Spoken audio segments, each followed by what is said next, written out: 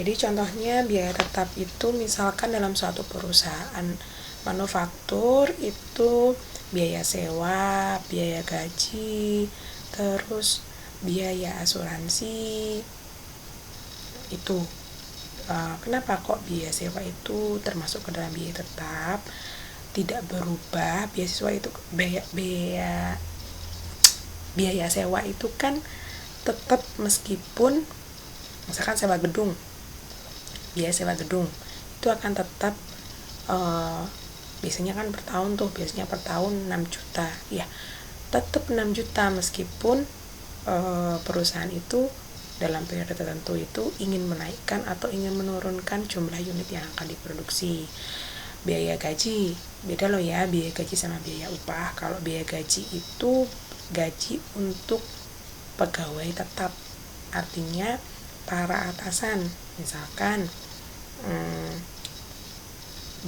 biaya gaji bagian manajer, bagian kepala bagian gudang, kepala bagian produksi, atau gaji pimpinan lah, itu termasuk biaya gaji. Lah kalau biaya upah itu masuk ke dalam biaya variabel. Contohnya biaya variabel. Di sini pengertian biaya variabel itu adalah biaya yang selalu berubah sesuai dengan volume penjualan. Artinya berbanding lurus atau sejajar atau sesuai dengan volume penjualan. Kalau volume penjualannya atau jumlah produk yang diproduksi itu meningkat, berarti biaya variabelnya juga meningkat. Contohnya biaya upah. Biaya upah itu berarti yang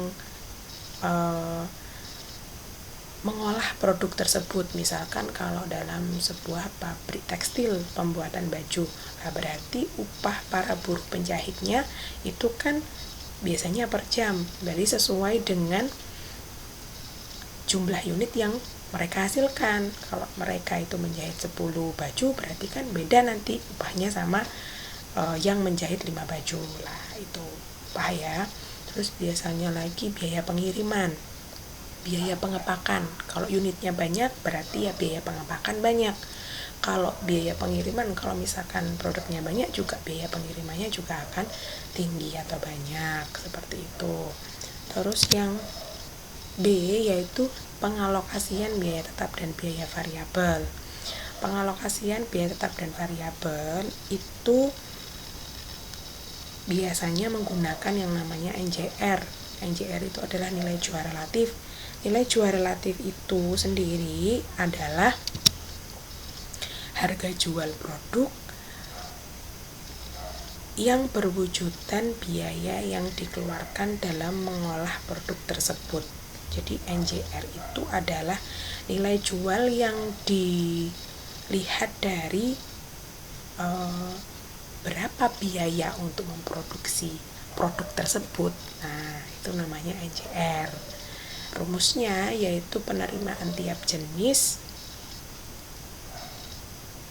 dibagi penerimaan total. Jadi maksudnya di sini adalah penerimaan tiap jenis produk ya, dibagi dengan penerimaan total semua jenis produk dikali 100%.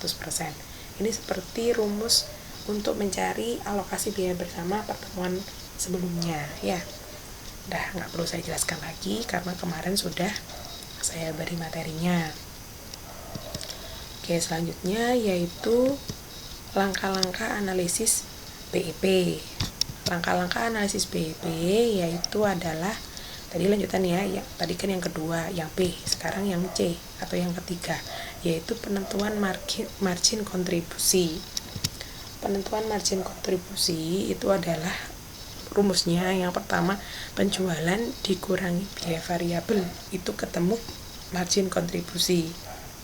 Atau margin kontribusi itu adalah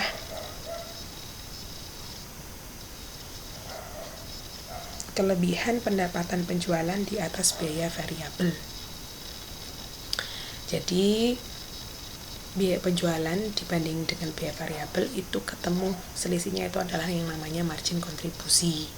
Lah margin kontribusi dikurangi biaya tetap itu adalah laba bersih.